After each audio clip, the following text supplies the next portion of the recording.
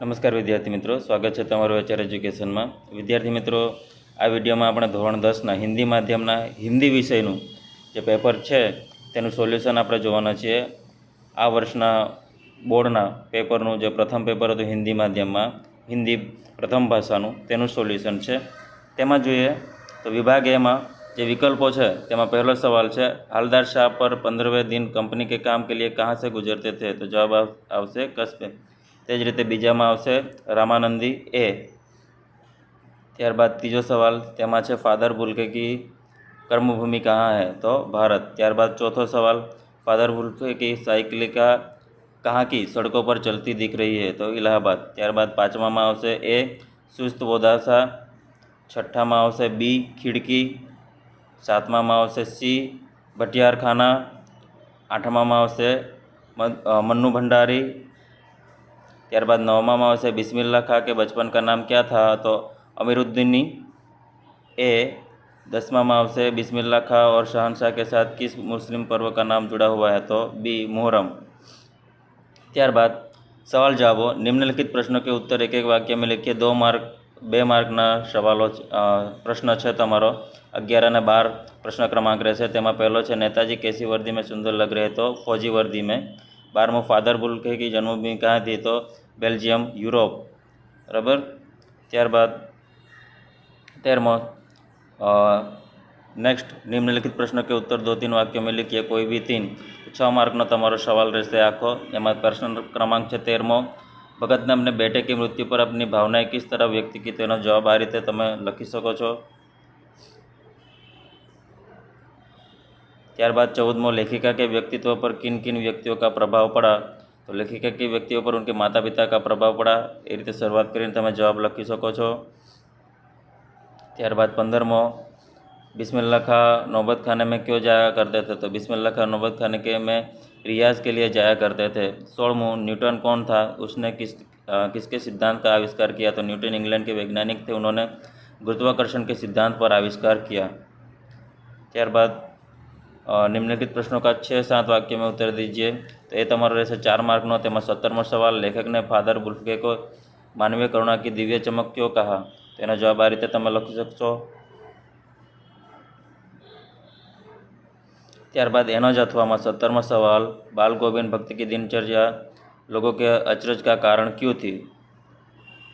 तो ये आ मुजब आवशे।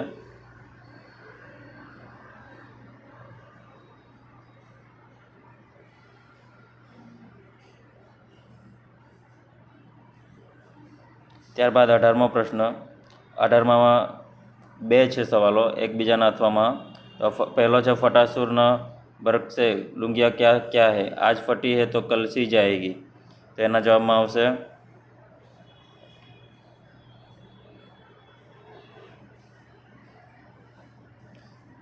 आ प्रमाणे। त्यारबाद बीजो अथवा में, सीता का यह संदेश कटु नहीं तो क्या मीठा है? राजा मात्र कहकर उनके पास अपना संदेश भेजा। एनो जवाब आ प्रमाणे आवशे कि व्याख्या लखवानी छे सौप्रथम बने। त्यारबाद लक्ष्मण सीतानो जे वनमा छोड़ीने जाय छे तेना विषे तमारे आखो जवाब आवशे।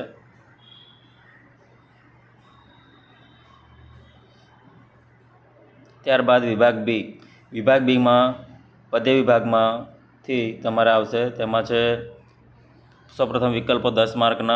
19 प्रश्न क्रमांक, उद्धव को बड़भागी किसने कहा? तो गोपिया। बी, शिव का धनुष किसने तोड़ा था? तो ए राम। 21 नूरपुर शब्द का क्या अर्थ है? तो बी पायल। 22 देव ने अपने कवित्व में केकी शब्द का क्या अर्थ बताया है? तो सी मोर। 23वां, कन्यादान काव्य के रचयिता? तो जवाब आवशे डी ऋतुराज। 24मो, संगीतकार मुख्य गायक के कैसे स्वर का साथ देता है? तो ए भारी। 25मो, माँ की अंतिम पूंजी क्या थी? तो बी लड़की। 24मो, उत्साह कविता में कवि किसके गरजने की बात करता है? तो ए बादल। 27मो, राम लक्ष्मण परशुराम संवाद के रचयिता कौन थे? तो सी तुलसीदास। 28मो, आत्मकथ्य के रचयिता जयशंकर प्रसाद का जन्म कहाँ हुआ था? तो ए वाराणसी। त्यारबाद निम्नलिखित प्रश्नों के उत्तर एक एक वाक्य में लिखिए। 2 मार्कना सवालों है। तेमां पहलो सवाल है, गोपियों ने हारिल की लकड़ी किसे कहा है? तो श्री कृष्ण को। 30वां, लक्ष्मण ने वीर योद्धा की क्या विशेषता बताई है? तो लक्ष्मण ने वीरता की विशेषता यह बताई है कि जो वीर लोग होते हैं उनमें धीरज धारण करने की क्षमता होती है, वे मृदभाषी होते हैं, वे कर्मवीर होते हैं, वे व्यक्ति युद्ध के मैदान में धैर्यपूर्वक चुपचाप अपना काम करते रहते हैं। लक्ष्मण के अनुसार वीर व्यक्ति के में यदि साहस और शक्ति के साथ विनम्रता हो तो मृदभाषी होने के गुण है उनकी वीरता दुगनी हो जाती है। त्यारबाद निम्नलिखित प्रश्नों के उत्तर 2-3 वाक्यों में लिखिए। कोई पण 3, कोई भी 3, 6 માર્ક એટલે કે 6 માર્કનો તમારો સવાલ રહેશે। કોઈ પણ 3 એટલે કે એક સવાલ તમારો 2 માર્કનો રહેશે। તેમાં પ્રથમ છે 31में बादलों के न बरसने से धरती तथा लोगों की क्या दशा होती? तो जो एनो जवाब आ प्रमाणे आवशे। ત્યારબાદ કૃષ્ણ के प्रति अपने अनन्य प्रेम को गोपियों ने किस तरह व्यक्त किया? तो एनो जवाब आ मुजब है। અને સાથે 33મો कवि ने श्री ब्रुज दूल्हा शब्द किसके लिए प्रयुक्त किया है? 34મો संगीतकार किन किन रूपों में मुख्य गायक गायिकाओं की मदद करते हैं? तो ये ત્રણેય સવાલના જવાબ આ મુજબ અહીંયા છે। 32, 33 અને 34।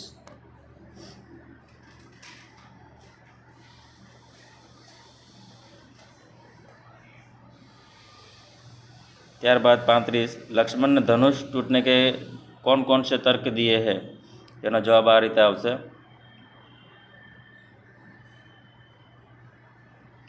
ત્યારબાદ એનો अथवा फागुन में ऐसा क्या होता है जो अन्य ऋतुओं से भिन्न होता है? जवाब છે આ પ્રમાણે।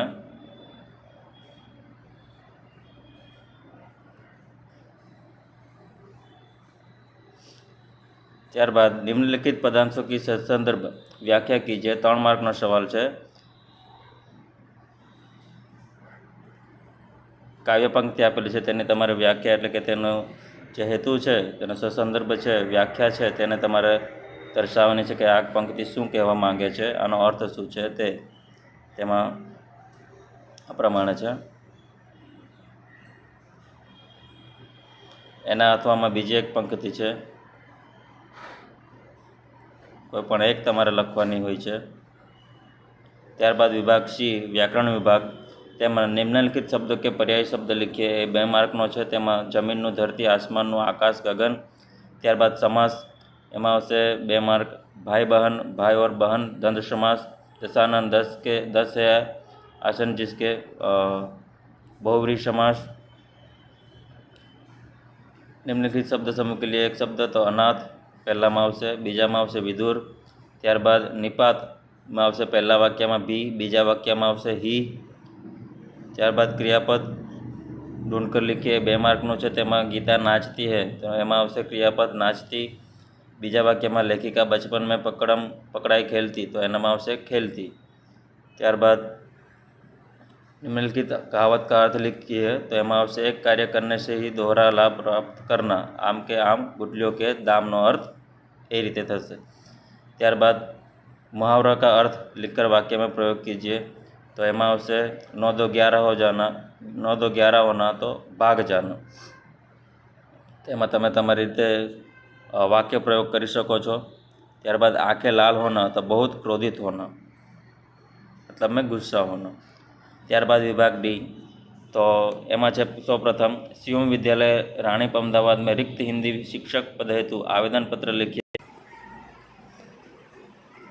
तो पत्र में તમે લખી શકો છો કે પત્ર લેખન આ પ્રમાણે તમારે સરનામું લખવાનું છે, વિષય લખવાનો છે। ત્યારબાદ એનું જે शुरुआत है ते आ रीते करवानी है। आदरणीय सर, मुझे अखबार के माध्यम से पता चला कि आपके विद्यालय में हिंदी विषय शिक्षक का पद खाली है। आपको शिक्षक की आवश्यकता है तो उस खाली पद के लिए मैं अपना आवेदन प्रस्तुत करता हूँ। मैंने हिंदी माध्यम में MA किया हुआ है और मुझे अध्यापन का 5 वर्ष का अनुभव है। मैं आपके विद्यालय में हिंदी शिक्षक के काम करने की इच्छा रखता हूँ। आप मुझे अपने विद्यालय में अध्यापक पद पर काम करने के अवसर देंगे तो मुझे बड़ी खुशी होगी। भवदीप, लास्ट में તમે લખી શકો છો ભવદીપ રાકેશ કુમાર। આ રીતે તમે પત્ર લેખન કરી શકો છો। ત્યારબાદ નિમ્નલિખિત ગદ્यांश को पढ़कर पूछे गए प्रश्न के उत्तर लिखिए। એટલે કે આ જે ગદ્यांश છે ગદ્યખંડ, તેના આધારે તમારે સવાલના જવાબ લખવાનો છે। તેમાં પહેલો સવાલ છે खोजवा बाजार में गाने कौन गई थी? तो दुलारी। બીજું दुक्कड़ पर गाने वालों में दुलारी की क्या थी? तो महती ख्याति थी। ત્યારબાદ 53માં આવશે 6 मास। 54માં આવશે कजली गाने वाले बड़े बड़े विख्यात शायरों की। ત્યારબાદ 55માં આવશે निम्नलिखित विषयों में से किसी एक विषय पर लगभग 250 शब्दों में निबंध लिखिए। તેમાં સૌપ્રથમ છે કોરોના એક વૈશ્વિક મહામારી। તો વિદ્યાર્થી મિત્રો, આના વિશે તમે જાણો છો કે કોરોના કઈ રીતે ફેલ્યો છે આખા વિશ્વમાં અને તેની જે અસરો છે તે કઈ રીતે થાય છે તમે ન્યૂઝમાં જોતા હશો। તો તેના આધારે તમે તમારી કાલ્પનિક શક્તિ આધારિત તમે નિબંધ લખી શકો છો। ત્યારબાદ આતંકવાદ કા बढ़ता हुआ आतंक,